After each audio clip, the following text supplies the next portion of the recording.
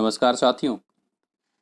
आज हम देख रहे हैं कि पूरी दुनिया किस तरह से कोविड-19 के खतरे से जूझ रही है।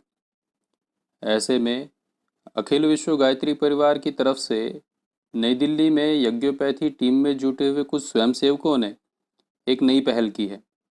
उन्होंने हमारी सांस्कृतिक विरासत में मिले यज्ञ के ज्ञान के ऊपर शोध की और यह जाना कि यज्ञ करने के बाद वायुमंडल में हानिकारक रोगाणुओं की संख्या बहुत घट जाती है। अतः इस ज्ञान को क्रियान्वित करने के लिए उन्होंने एक विशेष प्रकार की हवन सामग्री को बनाया और उसे पूरे भारत भर में लगभग 300 जगहों पर भेजा, जहां उसका होलिका दहन वाले दिन प्रयोग किया गया। होलिका दहन के समय जब अग्नि ठीक से प्रज्वलित हो गई अर्थात जल उठी थी, तब उसमें ये हर्बल औषधीय मिश्रण वाली हवन सामग्री को होमा। इस अनोखे हर्बल मिश्रण को एंटीवायरल हवन सामग्री का नाम दिया गया है, जिसमें विशुद्ध जड़ी बूटियों को मिलाया गया है, जैसे कि सप्तपर्णी, मुलहटी, कुटकी, निम्बोली, गिलॉय, तुलसी, बिल्वगिरी, लोबान, तेजपत्ता, जटामासी, नागरमोथा, कपूर तुलसी आदि।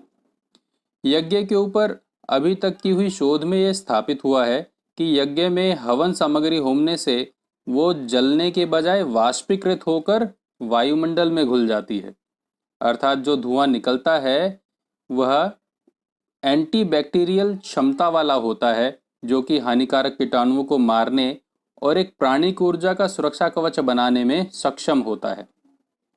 यह औषधीय धूम्र सांस के माध्यम से सीधे रक्त में अवशोषित हो जाती है। इस तरह के संक्रमण के लड़ने के लिए रोग प्रतिरोधक क्षमता को मजबूती प्रदान करती है। 9 मार्च 2020 यानी कि होलिका दहन वाले दिन, जब हजारों लोगों की राष्ट्रव्यापी भागीदारी के साथ में गायत्री परिवार के इस यज्ञोपैथी समूह ने पूरे देश में कई स्थानों पर इस विशेष हवन सामग्री का प्रयोग होलिका दहन के समय किया और उम्मीद की जाती है कि उन स्थानों के बीमारी के कीटाणु काफ़ी हद तक नष्ट हो गए होंगे। ऐसा माना जाता है कि यज्ञ के साथ सूक्ष्म औषधियाँ वायु में मिलकर लाखों लोगों तक पहुंची होंगी और इससे उन्हें इस वायरस के खतरे से निपटने में अपनी रोग प्रतिरोधक क्षमता को बढ़ाने में मदद मिली होगी। आइए अब समझते हैं कि यज्ञोपैथी है क्या। यज्ञोपैथी को वैकल्पिक चिकित्सा के रूप में भी जाना जाता है। आयुर्वेद में इसे दैव व्यापाश्रय चिकित्सा का एक महत्वपूर्ण अंग माना गया है। यज्ञ चिकित्सा औषधीय जड़ी बूटियों के सूक्ष्मीकरण के सिद्धांत पर काम करती है। इसकी औषधीय धूम्र मनुष्यों में सांस के द्वारा आसानी से पहुंच जाती है और अन्य चिकित्सा पद्धतियों की अपेक्षा रक्त में जल्दी घुल जाती है और महत्वपूर्ण अंगों तक पहुंचने और राहत प्रदान करने में अन्य दवाइयों के मुकाबले बहुत कम समय लेती है।